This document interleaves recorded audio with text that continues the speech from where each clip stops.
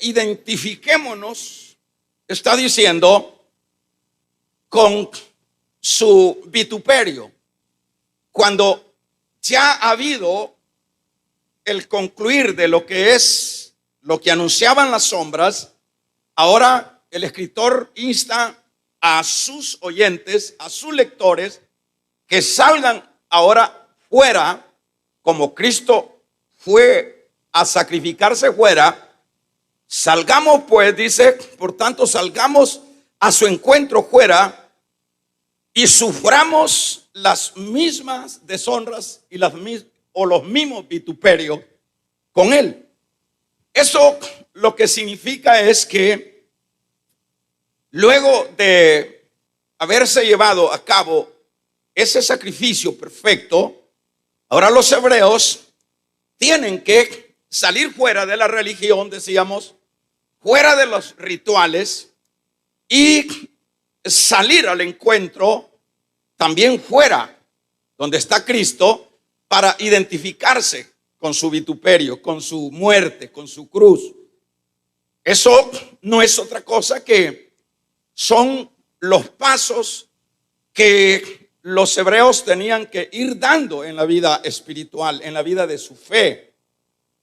Porque era incoherente el que siguieran ellos ahondando en las mismas cosas que ya pues a esta fecha ya no tenían sentido. ¿Por qué no tenían sentido? Porque ya se había cumplido lo perfecto, porque ya había llegado lo perfecto. Entonces ahora salgan también e encontrémonos e identifiquémonos con su sufrimiento. Esto se entiende que los hebreos no deberían de estar esperando, el seguir a Cristo dentro de un ambiente no nocivo, no violento, no doloroso. Ellos tienen que saber que el haberse identificado con Cristo, ahora les toca también salir fuera para llevar también el mismo vituperio de Cristo.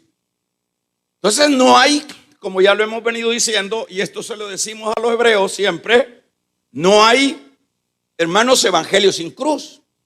No hay evangelio de etiqueta.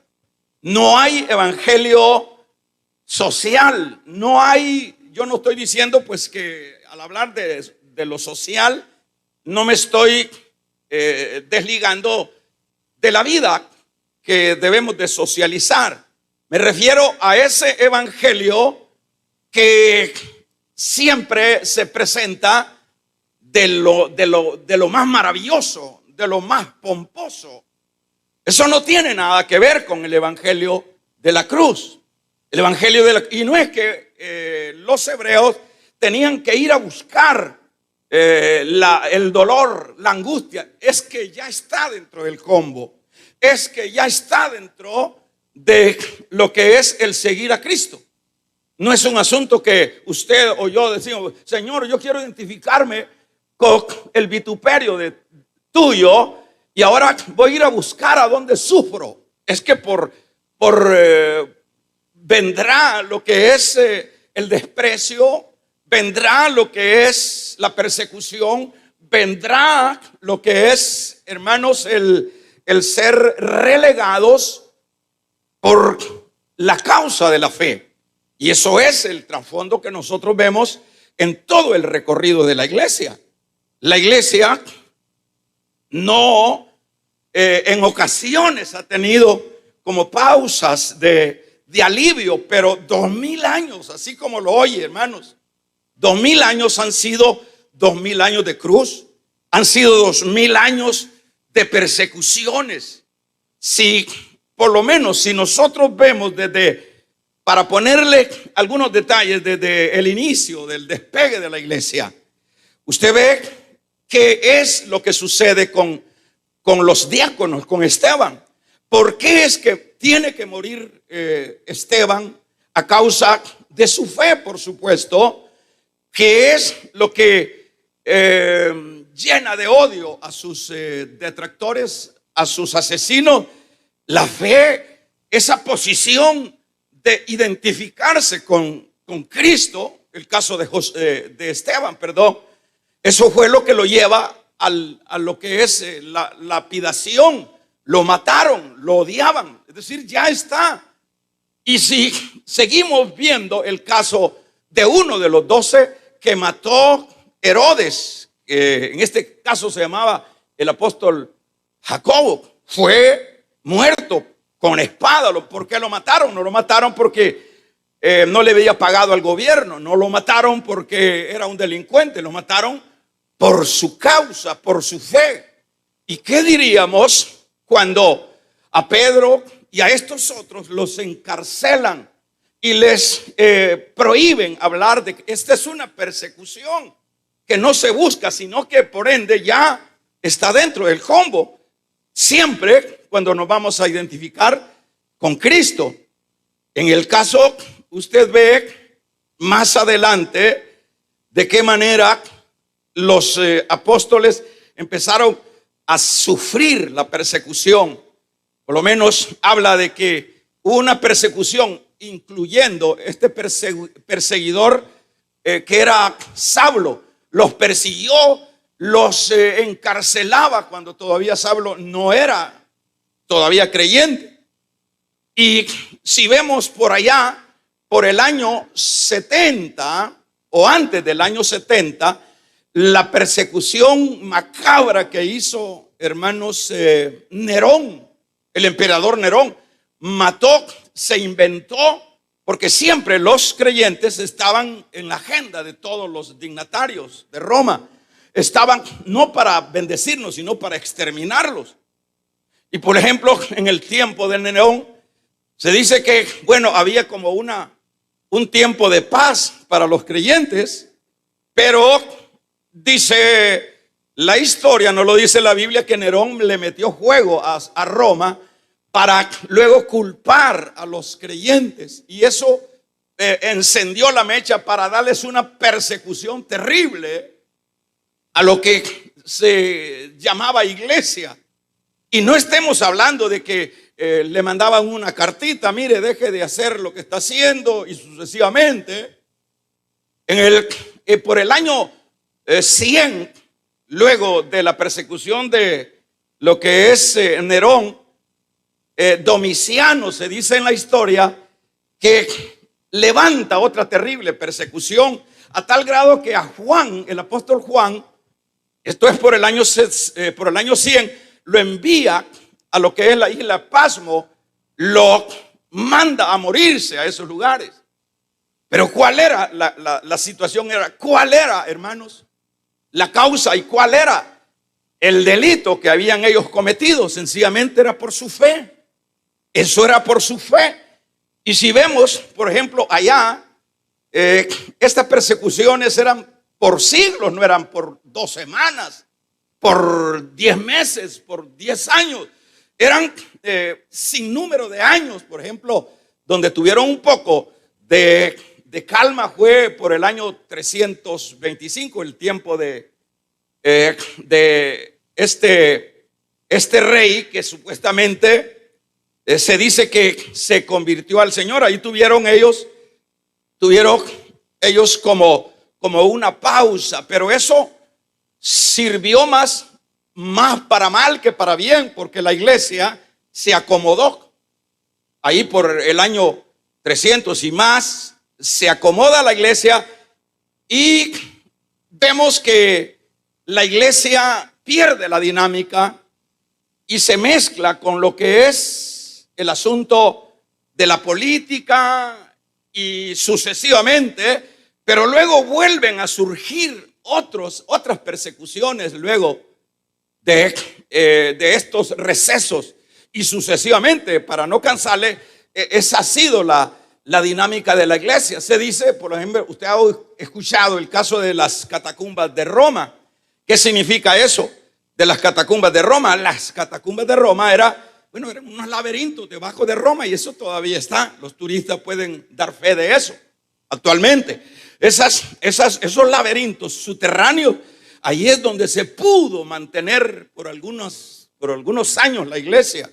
de Cristo, porque los soldados tenían miedo meterse a esos laberintos porque se perdían. Eran callejones dentro, abajo, oscuros y eran laberintos, pero eso sirvió para que la iglesia de Cristo pudiera sobrevivir en ese periodo. Ahora, eso no es otra cosa, ese es salir fuera del mundo, fuera del legalismo judío, fuera de la religión, fuera de los sacrificios que ya habían y las sombras y los rituales que ya habían hecho su parte, y ahora había que salir fuera para salir al encuentro también fuera y identificarse con el vituperio de Cristo. Ese es el trasfondo del evangelio. No hay otro evangelio. Y como aclaré que no es un asunto que el creyente va a andar buscando. Va a andar buscando, mire, yo soy cristiano, ¿por qué no me persigue? Yo decía la vez pasada que siempre el cristiano por una u otra razón va a entrar en los procesos de prueba, si no fuera una persecución. Pero tampoco uno puede ponerse a orar, Señor, mándame pruebas, porque yo quiero identificarme. Le van a venir. Esas vienen de una vez sin que nadie las mande a llamar, sencillamente porque tenemos ya una entidad.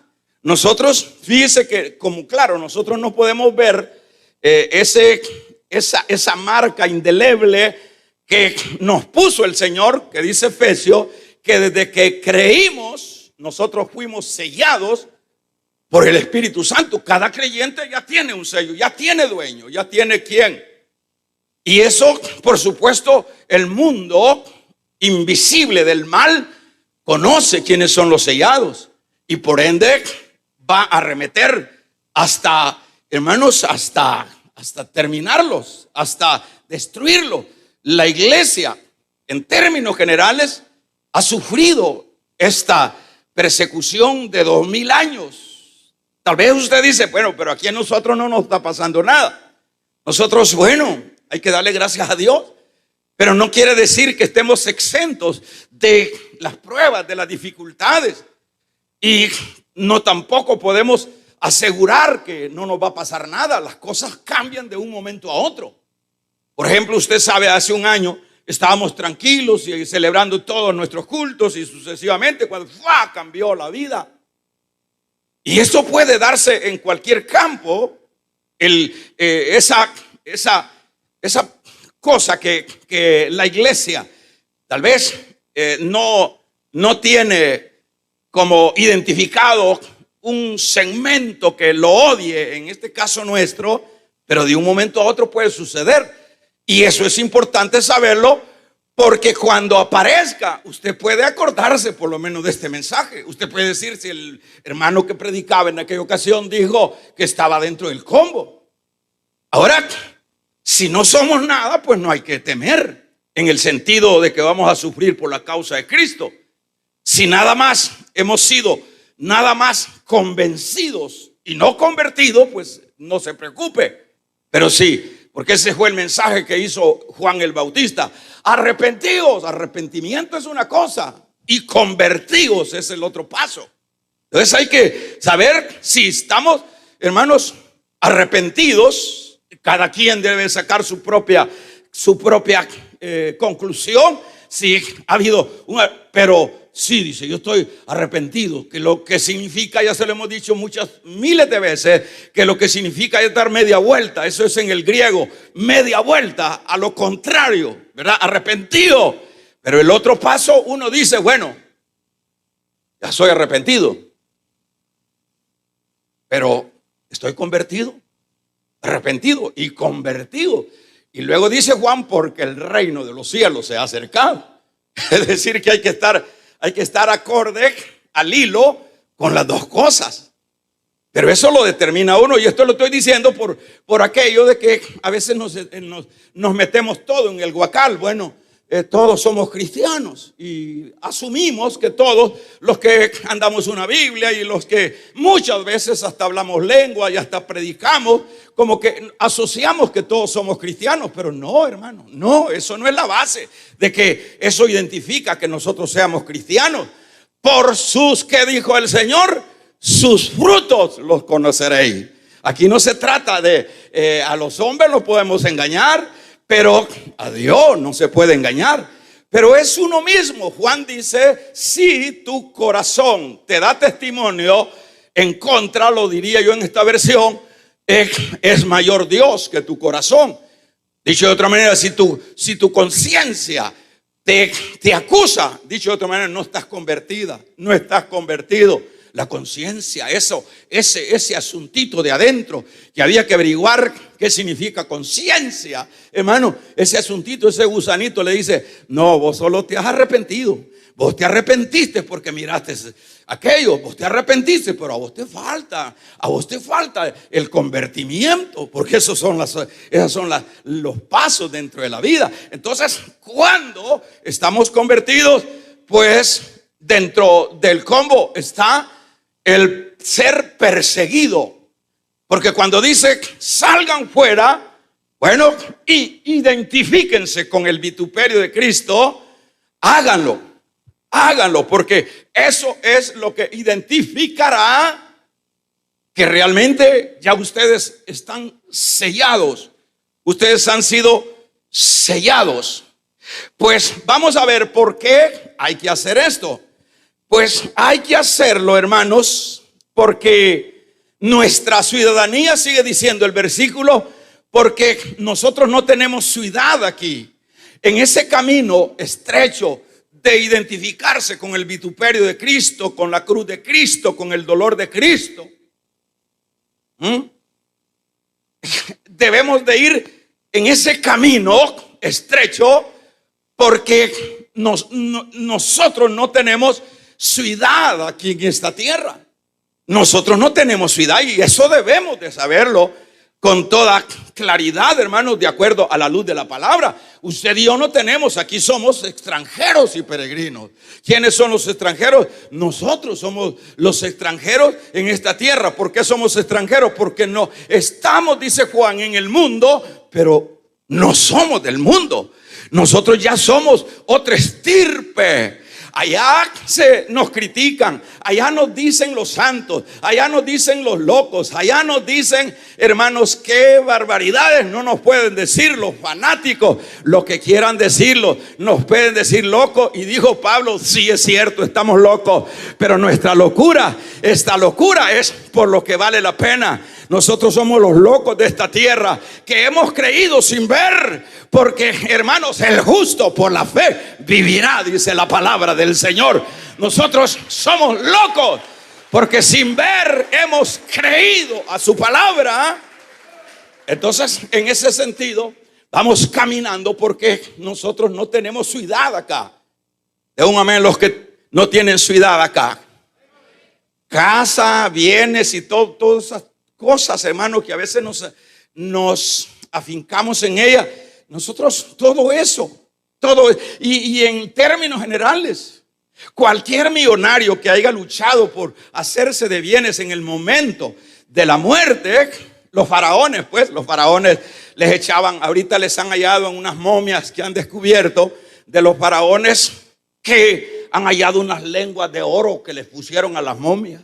Quizás allá los alimentos requerían no tanto de carne sino de oro, según las creencias de los egipcios, y sucesivamente les ponían a esas momias, hoy que las descubren, utensilios para que cocinaran en el otro lado allá, cosas así y cualquier millonario, ¿qué es lo que le pueden poner? No le van a echar todos esos millones ahí en el cajón, porque se los van a sacar al cementerio el que vio que se los metieron al cajón.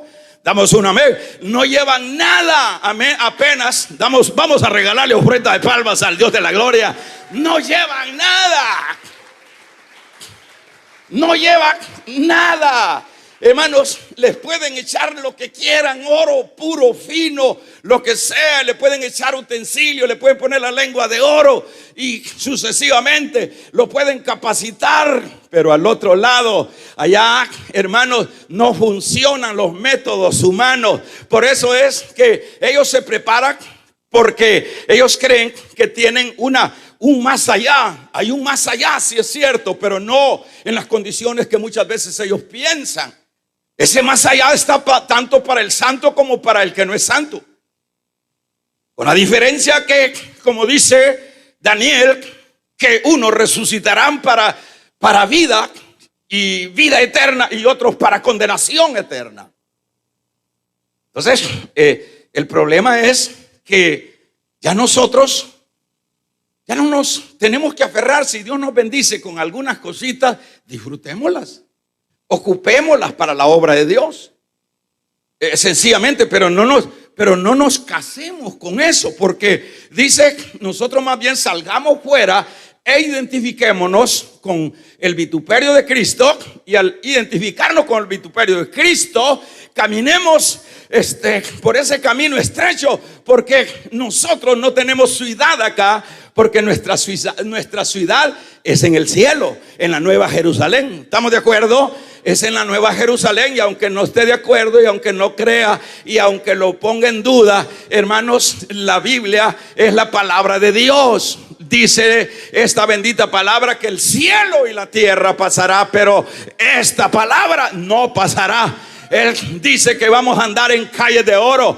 que en medio de esa ciudad va a haber un río, alabado sea el nombre del Señor, y ahí están los árboles con las hojas de sanidad, y ahí en ese río está el árbol de la vida. ¿Qué se refiere? Ahí va a estar Cristo. Cristo dijo, me voy, pero volveré y los tomaré a mí mismo, y donde yo esté, ahí también ustedes van a estar.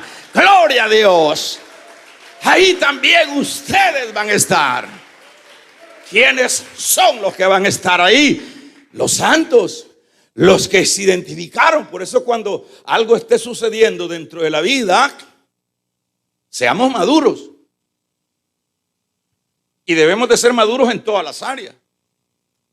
La vida cristiana, hermanos hebreos, es un total identificarse con Dios. Uno que ya tiene algunos días de estar en esto y con dificultades estar tratando la manera de predicar, uno ve gente, hermano, difícil para Dios. Ay, eso yo no lo hago porque no me permite mi costumbre renunciar a eso. Yo soy evangélico, pero esto yo no lo aflojo. Había que preguntarse si ha tenido una conversión, porque el que ha nacido de nuevo, ¿qué es lo que dice Pablo? Vamos a regalarle ofrenda de palmas al Dios de la gloria, hermano. ¿Qué es lo que dice Pablo? Dice, ya no vivo yo, sino Cristo es el que vive en mí. Ya yo no vivo. Entonces, cuando uno está ahí que no sé qué, que muy largo, que no me dan besito, que me hacen mala cara. Usted ve que todas esas niñerías se dan en las iglesias, que los sacan tarde, que mucho calor. Si en el infierno tú lees ahí, dice que es bien calientito. Es decir, dejemos de niñería, aprendamos a saber que la vida cristiana es de dejarlo todo, sin excepción. No vamos a llevarnos nada. Esa es la vida cristiana. Pero ahí está la gente, y uno se queda viendo, y ¿por qué se fue de la iglesia? Porque la iglesia como que difiere de su forma de ser, de su cristianismo. Entonces uno se pregunta, ¿será que aquí no es de estar pidiendo gusto? Aquí no es de gusto. Mire, bueno, en que hay lugares, ¿verdad?, que le sirven a uno el culto a la carta. ¿Cuál es el culto que usted quiere? Aquí está la carta. ¿Quiere culto con mundo? Si quiere con longaniza, aquí está el mensaje con longaniza. ¿Qué tipo de mensaje? No hay, hermanos, mensajes a la carta. Aquí el mensaje es el mensaje de la cruz. Al pueblo hay que entregarle el mensaje de la cruz. El mensaje de la cruz es, hermanos, dolor, es angustia. Vamos a regalarle ofrenda de palmas al Dios de la gloria. ¿Cuál es el mensaje que usted quiere? Esto muy poco lo oye usted en las iglesias ahora. Y eso es lo que vamos a ver y vamos a tratar de manera de correr. Terrible este reloj, hay que quebrarlo, hermano. Entonces, dice, ¿qué es lo que tenemos que ir haciendo? Identificarnos. Te vamos a matar por esto. Bueno, no hay otra cosa que hacer, tengo que morir por ello. Porque ese es el costo de mi fe. Puede decir el que se ha convertido. Pero, por otro lado, mientras ustedes vayan caminando en este camino que va a una ciudad que no es de esta tierra, ustedes rindan culto de alabanzas a Dios. Eso es lo que está diciendo. Rindan en este camino difícil, den alabanza a Dios por medio de Él. Vamos a ver, por medio de Él dice, dele alabanzas al Padre. Se está refiriendo al Padre, porque hay que alabar al Padre. Por medio de Él está hablando por medio de Cristo. Entonces lo que tenemos que hacer, los que estamos en este camino estrecho y nos hemos identificado con el vituperio de Cristo, lo que tenemos que hacer es, hebreos, ustedes lo que tienen que hacer es rendir alabanzas de sacrificio a Dios por medio de Él. Por medio de Él. Damos un gloria a Dios, hermano. Por medio de Él. ¿Qué significa? Estas alabanzas son los sacrificios. Ahora ustedes ya no van a seguir sacrificando animales, sino van a sacrificar a Dios alabanzas del fruto de labios. Y esto es, ya decíamos el jueves, el martes, decíamos que qué significa. Es lo que estamos haciendo aquí, estamos alabando al Señor. Si nosotros estamos cantándole, estamos alabando al Señor. Si estamos sirviendo, estamos adorando al Señor. Dijo Cristo, ustedes se recuerdan allá en Juan, dijo cuando la samaritana empezó a cuestionar y decir que no sé qué, que era en Samaria, y el Señor le dijo que no era ni en Jerusalén. Le dijo, mira samaritana, se lo explico de esta, mira samaritana, Dios ya no anda buscando ahora como quien decir, tú estás apegada a este pozo. Dios eso ya pasó a la historia, y eso ya hizo su trabajo. Ahora tú vienes acá de una manera como alabanza a Dios. Pero le dice, ahora Dios busca adoradores que le adoren no en lo externo, sino en lo interno. ¿Qué quiere decir eso? Que me adoren en espíritu y verdad. Ese es el sacrificio. Ahora ya no son los animalitos, las ovejitas que llevan los sacerdotes o el penitente al sumo sacerdote. Ahora es cuando le cantas al Señor. Damos un gloria a Dios. Ahora es cuando asistes al culto, cuando estás buscando a quien predicarle la palabra. Esos son los sacrificios, hermanos, que agradan a Dios. Porque, hermanos, son los sacrificios, por supuesto, que llenan el corazón de Dios. El servicio, cuando usted está sirviendo, usted está alabando. Es el sacrificio ahora. Ya no es dar risa cuando uno ve, por lo menos, la religión tradicional, con ropajes, con micras, con todos esos volados. Hermano, uno dice, bueno, y estos son los grandes entendidos que hay en la tierra, pero de entendidos están a cero, porque de acuerdo a la Biblia ya esos ropajes ya no valen. Todo eso es una un invento humano. Ya no valen todo lo que hemos venido hablando en esta carta de cuando se ha hablado del sacerdocio. Le dice el sacerdocio arónico era transitorio, pero iba a venir el sacerdocio según el orden de Melquisedec. ¿Y cuál es el sacerdocio según el orden de Cristo? Porque Melquisedec no tenía, hermanos, no tenía entidad, no tenía principio, ni tenía fin. A saber quién era este personaje, pero en eso es donde se ve y se dibuja Cristo. Entonces, y hablar ahora de sacerdocio, hablar de vestiduras y de todo eso, son locuras que a saber a dónde se las han sacado. Vamos a regalarle ofrenda de palma al Dios de la gloria.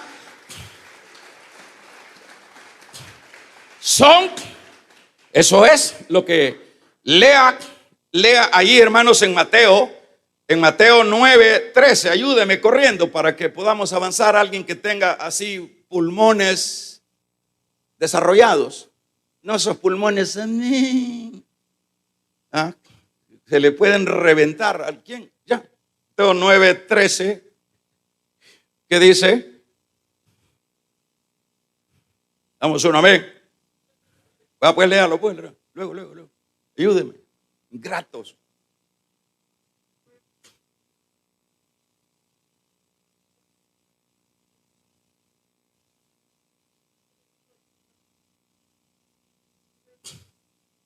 A Jesús lo estaban criticando porque estaba comiendo con los publicanos. ¿Quiénes? Los que decían cumplir la ley. Los que se rasgaban las vestiduras, y el Señor tuvo que decirle: está escrito. Está escrito. Damos un amén, iglesia. Hermanos, está escrito en Oseas 6:6. De ahí retoma esta cita la Biblia, donde dice: está escrito, yo no quiero sacrificio, yo misericordia quiero. Esa es la manera de sacrificar ahora. Misericordia, que nos identifiquemos con el dolor del otro, que estemos en sintonía con las necesidades, cuales sean, de nuestro prójimo, aun cuando no sean que profesan nuestra fe.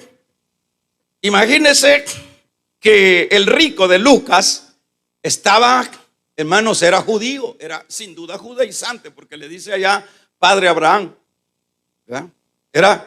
Pero ¿cuál es el trasfondo de ese gran rico y gran religioso? ¿Cuál es el trasfondo? Estando un hombre ahí necesitado, no lo socorrió. Ellos seguían haciendo sus ritos, haciendo sus cosas, pero es acá donde el Señor le dice que la manera de sacrificio ahora es misericordia y no sacrificios de los que se acostumbraban a hacer. Entonces este hombre, siendo judío, pues estaba totalmente desfasado en ese caso. En este sentido, esos son los verdaderos sacrificios. Por ejemplo, ¿qué dice Romanos capítulo 12, verso 1? Que nos presentemos nosotros, dice Romanos ahí, en sacrificio vivo. ¿Qué más dice? Sacrificio vivo, agradable, que es el culto racional.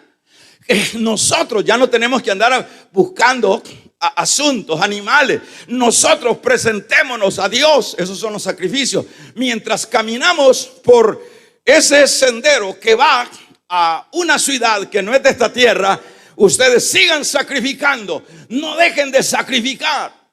Sacrifiquen alabanzas de labios. Sacrifiquen, damos un gloria a Dios, hermano. Sacrifique, hermanos, servicio. Sacrifique amor, bondad para el prójimo. Eso es lo que quiere. Los fariseos nunca tuvieron misericordia de nada, porque claro, ahora vemos en el caso, incluso lo honesto. Cuando usted es honesto, usted es una persona honesta con usted mismo, con el prójimo, con todo, ese es un sacrificio. Si usted lo lee en Filipenses 4:18. Honestidad, la honestidad. Usted le va a decir aquí a Julano, mire, le pinta una cosa y le resulta otra. Usted es un deshonesto, o somos un deshonesto. Pero cuando hay esa honestidad, todos esos aspectos de principios, de valores, de entrega, de servicio, de cantos, incluso, esos son los sacrificios que ahora los hebreos tenían que ofrendar o presentar a Dios, como que los está sacando, hermanos, de escena todo ese bagaje que ellos traían y les está suplantando lo que ahora ellos tienen que hacer. Ahora, para ver lo que es a continuación, el versículo número 13 que leíamos, está diciendo, el versículo 17, obedecer, que es otro detalle que los hebreos tenían que hacer, obedecer a vuestros pastores. ¿Qué significa eso? Obedecer, eso es lo que dice el verso 17. Obedecer a vuestros pastores. Vamos a chequearlo acá. Verso 17 de 13. Fíjese qué importante. Está diciendo, vayamos pues con Jesús fuera del campamento y suframos las mismas deshonras que él sufrió. Pues en este mundo no tenemos una ciudad que pertenezca para siempre, o que permanezca para siempre, sino que vamos buscando una ciudad futura. Ahora, por eso debemos alabar siempre a Dios por medio de Jesucristo, para alabanza y sacrificio que debemos ofrecer. Alabémoslo pues con nuestros labios. No se olviden ustedes de hacer el bien, que concluye que es el mejor sacrificio que agrada a Dios. Y luego dice, obedezcan a sus dirigentes, dice esta versión, sométanse a ellos para que ellos cuiden sin descanso, porque ellos cuidan sin descanso de ustedes, sabiendo que tienen que rendir cuentas a Dios. Procuren hacerles el trabajo agradable y no penoso, pues lo contrario no sería de ningún provecho para ustedes. Mire qué interesante es esta recomendación que se suma a lo que son los sacrificios, el obedecer a los pastores, a los líderes. Aquí en esta versión dice pastores, acá dice a los líderes. ¿Qué es lo que tenían que hacer ellos? Ser obedientes. ¿Por qué hay que ser obediente? Sería la pregunta. Ahí se contesta, ahí se da la respuesta. Porque ellos velan por ustedes. Porque entonces el pastor, y estaríamos hablando del pastor responsable, estaríamos hablando de los pastores honestos. Porque, hermanos, dentro, como dice ese dicho, en la viña del Señor hay de todo, dicen hasta los políticos, ¿verdad? En la viña de cierto, en la viña del Señor hay de todo. Pero aquí se está refiriendo a pastores que tienen compromiso con Dios y no con los hombres. A pastores que su lucha es por el crecimiento espiritual de sus ovejas. Ese es el buen pastor. Ese es el pastor que vale la pena, hermanos, honrarle. Les está diciendo el escritor que vale la pena, hermanos, obedecerle, porque ellos velan por nuestras almas. Dice, por ejemplo, Moisés en el capítulo 16 de Números 15, habla Moisés a Dios, mira, le dice, yo no he buscado nada de ellos. Y eso es cierto, hermanos. Moisés fue llamado por Dios para pastorear a un pueblo rebelde, a un pueblo difícil. Pero ¿cuál fue? Veamos si Moisés se aprovechó de Israel.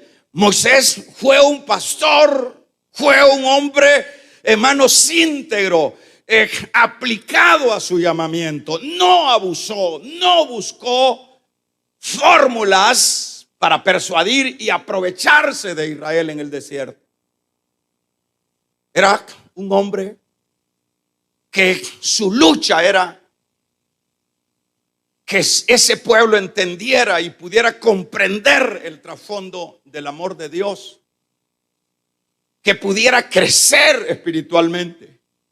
Fíjese que en una ocasión, cuando llega el momento que le fallan a Dios, dice Dios, el mismo Señor dice, mira, Moisés le dice, mira, los voy a matar a todos, porque hay un momento, hermanos, que pues sí, así habla Dios. Voy a matarlos a todos. ¿Y qué es lo que hace este gran pastor? ¿Qué haría? ¿Qué es lo que hace? Cae de rodillas y le dice, mira, Señor, le empieza a llorar, a chillarle. ¿Qué van a decir las naciones? Que nos sacaste para matarnos acá. Y aun cuando le había dicho que de él iba a sacar la descendencia, de él, de los lomos de Moisés, pero él no se aprovechó, más bien intercedió por todos los rebeldes, hermano. Intercedió con lágrimas, a tal grado que llega el momento que le dice el Señor, está bien, pues los voy a perdonar a estos. Y está bien, la intercesión, esos son los pastores. Los pastores, hermanos, yo veo unos pastores ahí, hermano, hoy que se enseñan en todos lados. Lo que enseñan son los grandes platos de comida. Y va comida, y digo, estos pastores, le digo, solo comida enseñan. Hermanos, es que quizás solo para eso piensan que es la vida. Hermanos, la Biblia dice que no solo de pan vivirá el hombre, sino de toda palabra que sale de la boca de Dios. Es decir, no es para aprovecharse. Yo no digo que no vamos a comer, por supuesto, pero que no sea esa la prioridad de la vida. La prioridad del verdadero pastor, que siempre los han habido, como un Moisés, como un Pablo, como un Pedro, es el forjar a la iglesia, el llevarlos, como dice Pablo, porque esa es la delegación que se le ha dado. Usted ve allá en Efesios 4, 11 en adelante dice, y Dios levantó apóstoles, levantó evangelistas, levantó maestros, levantó profetas, pastores. ¿Para qué? Para edificación de la iglesia. Es decir, no pueden haber gente sin pastor, no pueden haber ovejas sin pastor. Se las come el león, se las come el lobo. ¿Por qué? Porque la oveja, como ya se ha dicho, hermano, la oveja tiene el cerebro del grano, del tamaño de un grano de arroz o de frijol. Así dicen que es el cerebro de la oveja. Y eso tiene sentido, porque yo conozco de ese ganado. Y tiene sentido porque una ovejita, yo se lo digo con conocimiento, acá ella sale y atrás de ese cajón la ataca el perro o el lobo. Y lo único que podemos sentir es que golpea con las patillas, pero no berrea. No hay forma que uno se dé cuenta, que se dé cuenta el pastor de ella. Eso será lo único que hará en las agonías de la muerte, patea y suena ahí la tabla. Eso es lo único que hará. Ya no digamos allá afuera, no hacen, porque ellas son inofensivas. Por eso es que el Señor nos comparó como ovejas, por eso, y esas ovejas rebeldes que, hermanos, que el pastor las quiere meter y lo que le sacan es el corvo. Eso es incorrecto, porque aquí no se trata, aquí de acuerdo, aquí dice tienen que obedecer a sus pastores porque ellos velan. ¿Por qué se les dice a ustedes congreguen? Si usted cree que, hermanos, es porque queremos tenerlos aquí del tornillo, es porque ya se sabe, el que tiene una enfermedad, hermanos, incurable. Si no se toma la medicina, se muere. Nosotros somos enfermizos del pecado. El virus del pecado ahí anda. Y lo único que puede sostener el virus del pecado es la palabra. Es la palabra. Es la palabra. Es la palabra. La palabra. Yo me congrego cada 8 días, pues alistar la caja.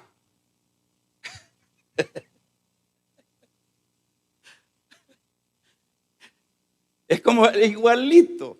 Véalo de ridículo, igualito. Yo solo como una vez en la semana. ¿Lo hace usted así? De acuerdo a lo que se ve en esos estómagos, le vuelan más de 3 tiempos al día. Y no digamos en la semana. Y esos estómagos flaquitos son peores para las tortillas. Así que nadie se queda acá. Vamos a regalarle ofrenda de palmas al Dios de la gloria, hermano. Son peores. Pero en lo que es la vida espiritual, entonces, ¿quién es el que se lo come el lobo? Esa oveja, dice, ahí andan todos resentidos, ahí andan que no quieren servir. Y que, mire, hermano, si una cosa, usted puede hallar diputados, puede hallar astronautas, en esta tierra puede hallar de lo que usted quiera, pero los pastores pastores verdaderos son los más escasos que hay acá. Y son los que dejan el mejor legado en esta tierra. Porque esos pastores honestos no buscan su provecho, buscan el provecho. Y hermano, y será malo que ese hombre se entregue, ese hombre viva buscando, ese hombre suplique a Dios por esa oveja. ¿Acaso eso es malo? ¿Acaso eso no es una actitud de bien y de misericordia? Pero allá viene la oveja. Hasta se enemista con el pastor. Ya han matado allá en Oriente. Uno de nuestros pastores le dijo, uno de sus miembros le dijo, mire, le dijo, yo no me quiero ir de esta iglesia hasta que no lo mate. Le dijo. Imagínense. Y le digo yo, hermano, yo lo probé al hermano y le digo, ¿y usted qué ha hecho? No, hermano, me dice, hay que orar por ellos porque pobrecito, cabal. Ese es el corazón del pastor.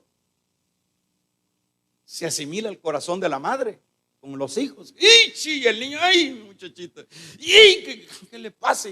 No pueden, los pobres hipotes no pueden chillar, ni pueden desarrollar los pulmones, porque el mamá y papá corren y le ponen tapón para que no vaya a esforzar los pulmoncitos. Pues ahí se va a quedar con una vocecita así.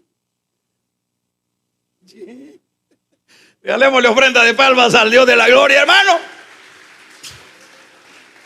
¿Cuántos damos un gloria a Dios? Entonces acá el llamado es: obedezcan a vuestros pastores. El 17, obedezcan a sus dirigentes y sométanse a ellos. ¿Por qué ellos? Porque hay que velar. ¿Por qué hay que someterse a ellos? Porque ellos cuidan sin descanso de ustedes, sabiendo que tienen que rendir cuenta. Aquí hay dos asuntos que podemos rescatar acá. Primer asunto es que el pastor tiene que dar cuentas, hermano. Así de sencillo. El pastor tiene que dar cuenta. Por ejemplo, fíjese cómo es la ironía en la vida espiritual. En las iglesias vivimos nosotros orando, vengan, que se llenen las sillas, que venga la gente. Pero cada gente es un lío para el pastor. Cada gente que ya entra es un compromiso, porque y peor cuando ya vienen todos trasteados. ¿Y qué significa eso, hermano? Vienen con un montón de conceptos y empieza el pastor a volarles, a enseñarles de esta manera y decirle que es una quitadera de vida. Es estar como la mujer cuando está pariendo, está dando la vida. Así le pasa a uno aquí, pariendo uno todos los días.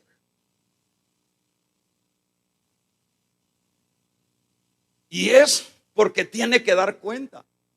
Y ahí viene, entre más grande es la iglesia, ay, la ofrenda va a ser más grande. Es que no es eso, hermano. Es el compromiso, porque aquí vamos a darle cuentas.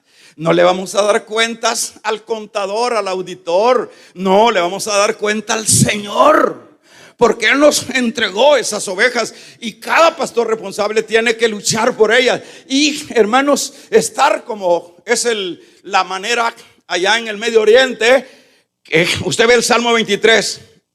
Dice que con su vara, los pastores allá literalmente tienen la vara y tienen el cayado. El cayado tiene una curva en la punta y la vara es para espantar el agresor de la oveja. Y el cayado que tiene esa curva en la punta es para metérsela en el cuello a la oveja que agarra, porque la oveja siempre agarra para el barranco. Fíjense cómo son las cosas. Siempre agarra para el hoyo. Se lo digo porque yo sé de eso. Agarra, uno los pone aquí vas a pastar ovejitas, todas contentas. Cuando menos se acuerda están desbarrancadas allá.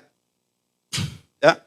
Entonces el pastor, allá literalmente en el Medio Oriente, cuando agarra para allá, para el hoyo, le traba el cayado y la enrolla del cuellito y la mete al redil, y esa es la lucha, hermano.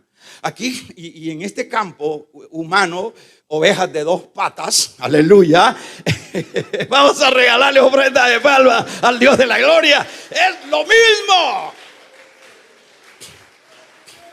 Y empieza uno, ya hay veces que ya no alcanza el cayado y el pastor le hace, y aquel más rudo dejó el privilegio, ya no quiere congregarse, ya cerró la reunión y el pastor, ya hay momentos que ya no lo alcanza el cayado, se fue en el vacío. Ya no hay nada que hacer. Pero el pastor tiene que luchar hasta donde le dé el cayado. Porque uno tiene que dar cuenta. Hay que presentarte, ¿ves? Fulano de tal. Aquí no usamos el nombre de pastor como título. Aquí nos llamamos el hermano Luis, el hermano Rubén, el hermano Mauricio, son los pastores, hermano Moisés. En otros lados lo toman como título, va, pastor tal. Pero allá va el líder fulano, Juan Antonio, que pongámosle el nombre. Preséntese con las ovejas que yo le di. Y ahí viene. Y cuando dice, para que no tengan ellos sufrimiento, si no le puso atención a esto, como con quien han de dar cuenta, para que lo hagan con alegría. Entonces ese pastor, Juan no sé qué dije, cuando ese pastor lleva ese rebaño, hermanos, bien lleno de principios y lleno del conocimiento de Dios y una vida pulida para Dios, es una gran alegría para el pastor que va a ser llamado a cuentas. Porque va a ver el rebaño y va a decir, qué belleza de ovejas, cómo vienen de crecidas. Pero ahí habla de una tristeza. En continuidad habla de una tristeza, porque ellos velan por vuestras almas como quien han de dar cuenta, para que lo hagan, ¿qué? Para que hagan dar de cuenta, lo hagan con alegría y no quejándose, porque esto no es provechoso. Quejándose, ay Señor, mira, yo hice todo lo posible por esta, Señor, pero mira, todavía trae alguna que otra cola larga. Yo hice ahí como un dolor para el pastor por esa oveja que no contribuyó, por esa oveja que no se dejó pastorear, por esa oveja que no se dejó discipular. Entonces, en este sentido, yo finalizo diciendo lo siguiente. En esto sería como mentalizarnos todos que todos queremos ganar. ¿En qué sentido? Que gane el pastor. Ese es ser el deseo de la oveja, que mi pastor gane en ese momento. Y si mi pastor gana, yo voy a ganar. Ganar. Que nuestros galardones sean de acuerdo, hermanos, al esfuerzo de cada uno. Porque aquí no es que estamos aquí tratando la manera de acallar conciencias, de vivir aquí y pasar mientras viene la muerte. No, aquí hay una trascendencia eterna y por eso es que hay que ponerle atención. Y por eso decíamos a manera de tema, hermanos, la necesidad de mostrar una lealtad al pastor, una lealtad, porque eso nos va a permitir ganar tanto al que pastorea como a los que son pastoreados. Qué triste, van a llegar algunos allá, hermanos, todavía carentes, sí, que no ha leído ahí en lo que dice Pablo a los Corintios, que unos se van a salvar como por juego. ¿Qué significa eso? Van a salvarse como raspado, la figura del lobo. Y a eso no se les va a dar galardones, a esos por juego, porque su rebeldía, su incomodamiento para con el pastor, ellos nunca vieron que el pastor los amaba, nunca vieron que el pastor quería el bien de ellos, y más bien le llevaron la contraria. Y llegan allá, y lo peor, y al llegar allá no hay galardones. Es que los padres de familia que van a los colegios y a los niños les dan unas banderitas ahí de reconocimiento. ¿Cómo se siente el papá? Qué bueno, hijo, sacaste excelencia. Te sacaste, ¿qué es lo que le dan? Unas medallitas. Qué bueno, hijo. Pero ¿cómo se siente el papá cuando le dan medallitas a todos? ¿Cómo se siente el pastor cuando le están dando un montón de medallas a los otros y a este otro rebelde no le dan nada? Se siente mal. Así que dejemos la rebeldía y caminemos tras la obediencia de la palabra. Vamos a ponernos de pie.